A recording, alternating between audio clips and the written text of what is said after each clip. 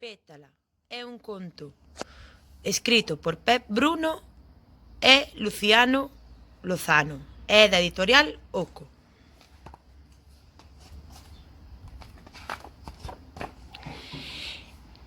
Era unha vez unha pomba branca que se chamaba Pétala. A Pétala gustáballe bañarse no estanque, ir petiscar coas súas amigas e xogar ás agachadas nas árbores. Un día, cando foi regar as plantas, viu que non saía nin pinga de auga. E por que non hai auga? Preguntouse. Pétala asomouse á xanela buscando unha resposta.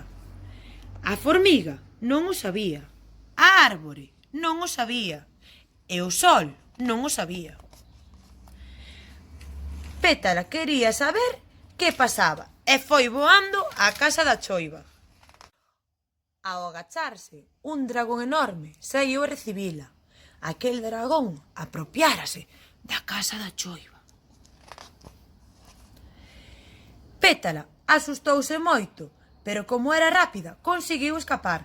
Mentres voaba para a súa casa pensou: seguro que ese dragón bebe toda a auga.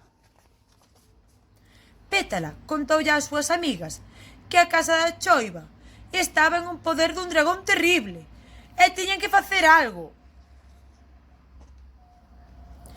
Esa noite, cando ía para a cama, Pétala tivo unha idea. Contoullo á formiga e pareceulle ben. Contoullo á árbore e pareceulle ben. E como o sol estaba dormindo, contoullo á lúa. Pétala colleu o seu espello e foi voando á casa da chuvia.